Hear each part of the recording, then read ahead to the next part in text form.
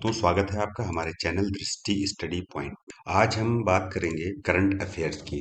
तो दोस्तों, वीडियो को पूरा देखिएगा। एक एक क्वेश्चन बहुत इंपॉर्टेंट है आप लोगों के लिए इसमें से, और वीडियो को बनाने में बहुत मेहनत लगती है। तो आप लोगों से रिक्वेस्ट है कि लाइक जरूर कर दें, चैनल को सब्सक्राइब कर लें, और अगर आपको वीडियो अच्छा लगता है तो इसको शेयर भी कर दें। आइए देखते हैं पहला क्वेश्चन। हाल ही में चीन का एक आध्यात्मिक संगठन है फालुन गोंग, जिसको बैन किया गया है, उसके संस्थापक कौन है? कि चीन में पहली बार 1992 में जो है श्री ली होंग जी, इन्होंने आध्यात्मिक परंपरा फालुन गोंग को स्थापित करने के लिए व्यायाम और साधना को अपनाया था। फालुन गोंग की जो शुरुआत थी पूर्वी चीन से हुई थी, और उस वक्त चीनी सरकार ने इसे स्वास्थ्य के लिए बहुत ही मददगार मानती थी और उसके रूप में इसको देखती थी। लेकिन ली होंगजी ने दावा ये किया 1999 चीनी जो कम्युनिस्ट पार्टी है उससे ज्यादा समर्थक इसके फालुन गोंग के, तो तब चीनी कम्युनिस्ट पार्टी ने इसको बैन कर दिया। तो धीरे धीरे धीरे धीरे चीन से जो है इनका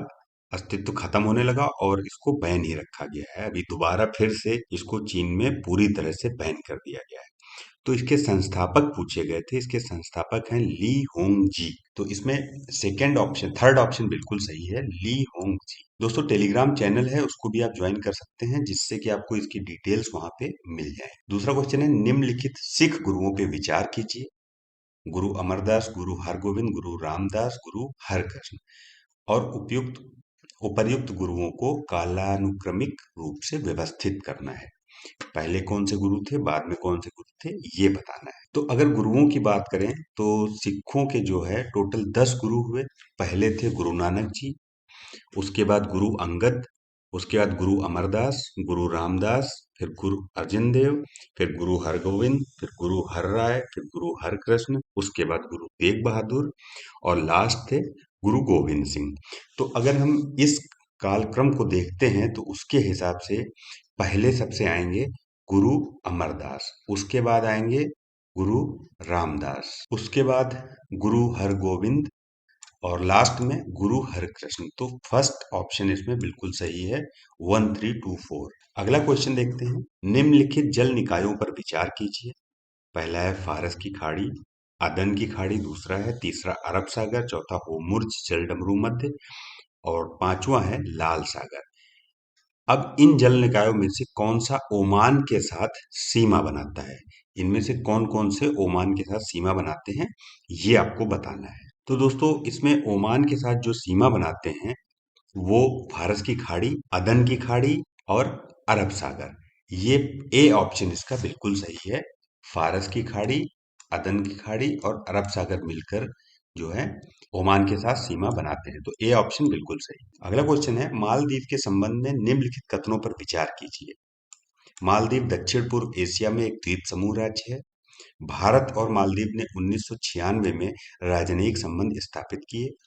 ग्रेट माले कनेक्टिविटी परियोजना पुल और कन्वे लिंक बनाने के लिए नवीनीकरण ऊर्जा का उपयोग कर रही है। तो इन तीनों ऑप्शन में से आपको ये बताना है कौन कौन सा कथन सही है। तो इसमें मालदीव जो है दक्षिण एशिया में हिंद महासागर में एक द्वीप समूह राज्य है, और ये श्रीलंका और भारत के दक्षिण पश्चिम में स्थित है, और एशियाई महाद्वीप की मुख्य भूमि से लगभग लगभग 750 किलोमीटर, मतलब 470 मील या 400 नॉटिकल माइल्स, जिसको समुद्री मील बोलते हैं, इसकी दूरी पर स्थित है। तो पहला जो कथन है वो गलत है कि मालदीव दक्षिण पूर्व एशिया में एक द्वीप समूह है। मालदीव दक्षिण एशिया में हिंद सागर में स्थित एक द्वीप समूह है। 1966 में मालदीव को ब्रिटिश शासन से स्वतंत्रता मिलने के तुरंत बाद दोनों देशों के बीच राजनयिक संबंध स्थापित हुए थे, इसलिए जो सेकंड ऑप्शन था ये भी गलत है। उसके बाद ग्रेट माले कनेक्टिविटी की बात करें तो इस परियोजना में नवीनीकरण ऊर्जा का उपयोग भी शामिल है। भारत से 100 मिलियन अमेरिकी डॉलर के अनुदान और 400 मिलियन अमेरिकी डॉलर की क्रेडिट लाइन, एलओसी जिसको बोलते हैं, इसके द्वारा वित्त पोषित ये पहला मालदीव में भारत द्वारा शुरू करी गई कोई ऐसी परियोजना है जो कि पहली है, और मालदीव में अब तक का सबसे महत्वपूर्ण ये बुनियादी ढांचे बनाने का प्रयास है। तो थर्ड ऑप्शन ये बिल्कुल सही है, पहला और दूसरा गलत है। तो इसमें सी ऑप्शन बिल्कुल सही होगा। ग्रेट माले कनेक्टिविटी परियोजना पुल और कन्वे लिंक बनाने के लिए नवीनीकरण ऊर्जा का उपयोग कर रहे हैं। तो इसमें थर्ड ऑप्शन बिल्कुल सही है। निएंडरथल के संबंध में निम्नलिखित में से कौन सा कथन सही है? पहला ऑप्शन दिया हुआ है, निएंडरथल का नाम फ्रांस में निएंडरथल घाटी के नाम पे रखा गया, जहां पहला पहचाना गया नमूना पाया गया था। यह होमो प्रजाति का सदस्य है, बी ऑप्शन है।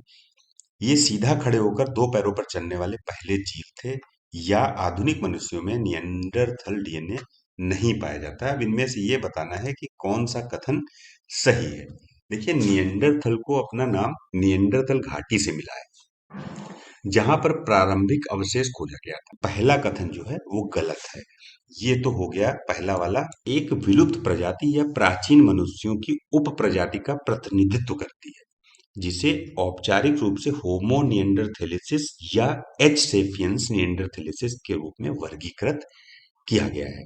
ये लगभग 40,000 वर्ष पहले तक एशिया में निवास करते थे।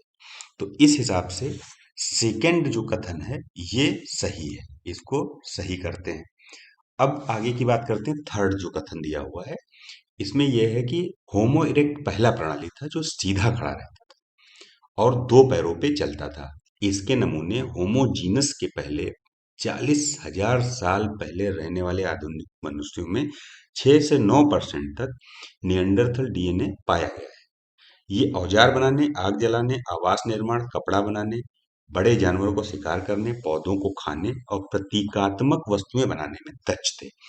इसलिए चौथा कथन भी गलत है। तो अब इसमें हमारा सी कथन जो है थर्ड वाला, ये बिल्कुल सही है। तो इस पे हम अगर टिक करेंगे तो ये हमारा सही आएगा। दोस्तों, एक एप्लीकेशन है, उसके बारे में मैं आपको बता देता हूँ। इसी तरह के स्टेट पीसीएस के जो जितने भी स्टेट पीसीएस हैं उनके लिए काफ़ी उपयोगी है वो, और उसमें उस तरह के क्वेश्चंस हमने इन्वॉल्व किए हैं जो बहुत अच्छी तरीके से आप उसको उस एप्लीकेशन में इसी तरह के क्वेश्चंस को इन्वॉल्व किया गया है, तो आप उसको डाउनलोड कर सकते हैं। उसमें आप अगर करंट अफेयर्स की बात करेंगे तो उसमें पूरा फ्री है करंट अफेयर्स। डाउनलोड करें और फायदा उठाएं। देखें एप्लीकेशन के बारे में। एग्जाम्स स्मार्ट लाए हैं आपके लिए UP police RO SSC GD exams के मॉक टेस्ट। इसमें आपको जो पैनल दिख रहा है, इसमें ओपन का जो बटन है उसको आप क्लिक करेंगे तो अंदर के टेस्ट आपको दिख जाएंगे। जो ये टेस्ट हैं ये सिलेबस के बेसिस पे बनाए गए हैं सारे टेस्ट। अब हम आपको दिखाते हैं इसको यूज कैसे करना है। अब सपोज आप जनरल इंटेलिजेंस या हिस्ट्री या मैथमेटिक्स कोई भी मॉक टेस्ट सॉल्व करना चाह रहे हैं, तो यहाँ पे ओपन का बटन है, उस पर क्लिक करेंगे। इसमें आपको कुछ फ्री टेस्ट दिए गए हैं और उसके बाद पेड टेस्ट हैं। तो अगर हम रीजनिंग सॉल्व करना चाह रहे हैं तो यहाँ पर अटेम्प्ट पे हम क्लिक करेंगे तो ये आपका पेपर खुल जाता है। पेपर में क्या है कि आपको बाइलिंगुअल सीरीज़ है ये, मतलब हिंदी में भी होगा और फिर इंग्लिश में भी होगा। मतलब दोनों तरह के विद्यार्थी जो हिंदी में सॉल्व करना चाहते हैं उनके लिए भी है ये, और जो लोग इंग्लिश में सॉल्व करना चाहते हैं उनके लिए भी है। डिटेल्ड आंसर देखने के लिए सी आंसर पे क्लिक करेंगे कि सी आंसर्स पे क्लिक करके आप आंसर देख लेंगे। उसका डिस्क्रिप्शन क्या है वो भी नीचे दिया हुआ है, तो इसमें डिस्क्रिप्टिव पूरे आंसर्स आपको मिलेंगे। अब पेमेंट ऑप्शन में आप देखेंगे तो अगर कि हम कंप्लीट टेस्ट हम खरीदना चाह रहे हैं, जैसे कि ये एसएससी जीडी का है, कंप्लीट टेस्ट खरीदना चाह रहे हैं, बाय नाउ पे क्लिक करेंगे। यहाँ आपको डिटेल मिल गई। वैलिडिटी 1 ईयर है, 60% ऑफ है, 179 का है। अब इस परचेज नाउ पर जब हम क्लिक करते हैं तो हमारी अगली विंडो खुलती है। यहाँ पर एक और ऑप्शन मिलता है, कूपन कोड डालना होगा। कूपन कोड आपको क्या डालना है मैं आपको बता देता हूँ। DRISHTI। ये जब कूपन डालेंगे, कूपन कोड और अप्लाई कर देंगे तो आपको यहाँ पे 49 रुपीज़ का एक्स्ट्रा डिस्काउंट और मिलेगा। मतलब 60% पहले था, हमारा कूपन कोड आप यूज करेंगे तो 49 का डिस्काउंट और मिल जाएगा। तो आपको टोटल 130 रुपीज़ पे करने हैं। इसको पे करने के लिए आप क्रेडिट कार्ड से कर सकते हैं, क्रेडिट कार्ड की ऑप्शन हैं। डेबिट कार्ड के थ्रू भी कर सकते हैं, नेट बैंकिंग से कर सकते हैं, वॉलेट से कर सकते हैं और यूपीआई से कर सकते हैं। यूपीआई में दो ऑप्शंस हैं, एक है पे बाय क्यूआर कोड। पे बाय क्यूआर कोड पे क्लिक करेंगे, मेक पेमेंट करेंगे तो यहाँ पर आपको क्यूआर खुल के आ जाएगा और नीचे अपनी यूपीआई आईडी डाल के कर सकते हैं। तो अभी यहाँ पे जैसे क्यूआर कोड से हमें करना है पेमेंट और हम मेक पेमेंट पे क्लिक करते हैं तो इस तरह से एक विंडो खुलेगी जिसमें क्यूआर कोड होगा। आप इसको स्कैन करके पेमेंट कर सकते हैं और ये 5 मिनट के लिए वैलिड होता है। मतलब 5 मिनट के अंदर आपको पेमेंट करनी होगी। तो आप इसको जल्द से जल्द जाके सब्सक्राइब करें और अपनी टेस्ट की प्रैक्टिस करें, जिससे कि आपका पोजीशन जो आप एग्जाम दे रहे हैं उसमें सिक्योर हो सके। Thank you very much. दोस्तों, एप्लीकेशन का डाउनलोड लिंक मैंने डिस्क्रिप्शन बॉक्स में दे दिया है। वहां पर जाके आप इसको डाउनलोड कर सकते हैं और हमारा कोड दृष्टि यूज कर सकते हैं, DRISHTI। अगला क्वेश्चन देखते हैं। बाराकूडा जिसे हाल ही समाचार पत्रों में देखा गया था, ये क्या है?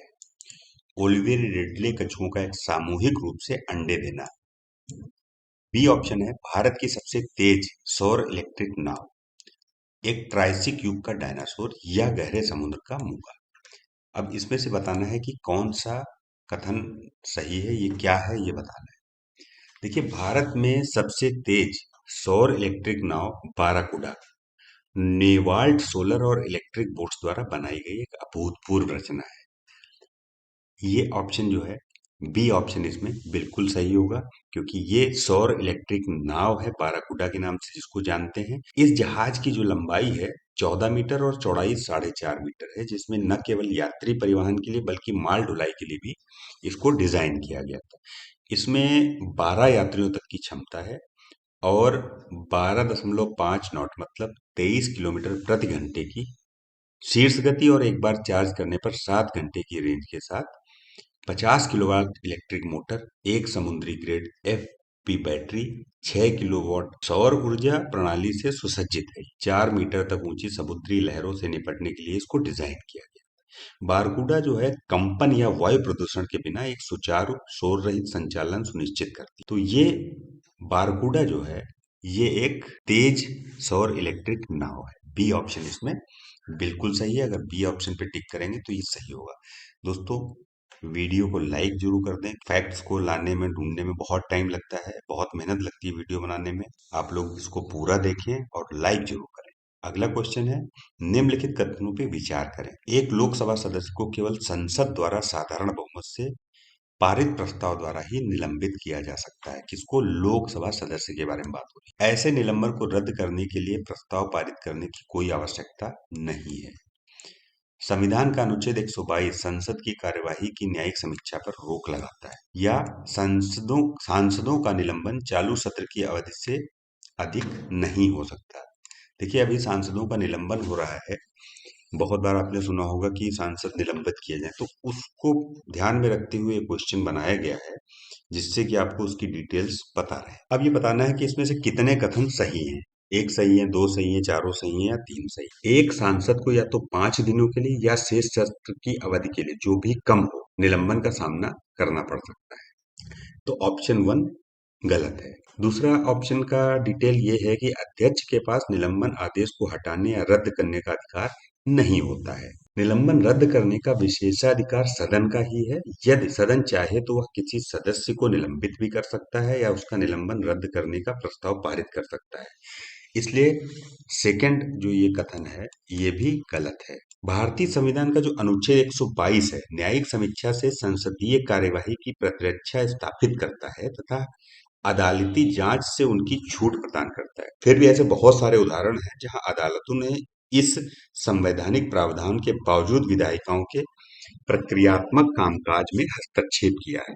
इसलिए कथन 3 जो है बिल्कुल सही है। नियम 374 जो है पीठासीन अधिकारियों को बार बार चेतावनी के बाद भी सदन को लगातार बाधित करने वाले सांसदों का नाम देने के लिए अधिकृत करता है।